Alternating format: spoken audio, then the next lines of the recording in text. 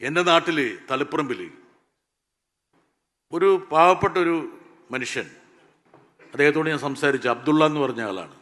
അദ്ദേഹം പറഞ്ഞു 180 രൂപ ഒരു നാളികേരത്തിന് കിട്ടും, ഉറപ്പിച്ച് പറയുകയാണ്. ഒരു കൊപ്ര കച്ചവടക്കാരൻ്റെ മകനായിരുന്നു. വെറുതെ പോകുന്ന ഈ പറയുന്ന തേങ്ങാ വെള്ളം സംഭരിച്ച് ആദ്യം വിനെഗർ ഉണ്ടാക്കി പരാജയപ്പെട്ടു. സലിംകുമാറിന് സംഭവിച്ച പോലെ. സലിംകുമാർ പണ്ട് പശുവും വളർത്തിയിരുന്നില്ലേ? പശു ഉണ്ടോ ഇപ്പോൾ? ഉണ്ട്. ഓക്കെ, അതൊന്നും മിണ്ടുന്നില്ല ഇവിടെ കേട്ടോ. ഓക്കെ,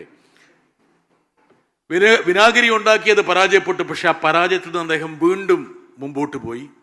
ഇന്ന് വിദേശത്തേക്ക് കയറ്റുമതി ചെയ്യുന്ന നാറ്റാഡി കൊക്കോ എന്നുള്ളൊരു ഉൽപ്പന്നം ഉണ്ടാക്കുകയാണ്.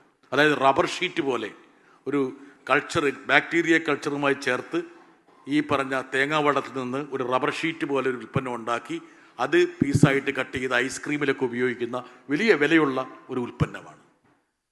നമ്മുടെ ഇവിടുത്തെ ശരത്തും ചന്ദ്രശേഖറും രാജേന്ദ്രനൊക്കെ ഒരുപക്ഷെ ആ അബ്ദുള്ളയെ അവാർഡിന് പരിഗണിക്കുമെന്ന് വിചാരിച്ചു. പക്ഷേ MD എന്തോ താല്പര്യമുണ്ടെന്ന് വിചാരിച്ചിട്ടായിരിക്കാം ജൂറി അംഗത്തെ സ്വാധീനിച്ചിട്ട് അയാൾക്ക് അവാർഡ് കൊടുത്തുമില്ല.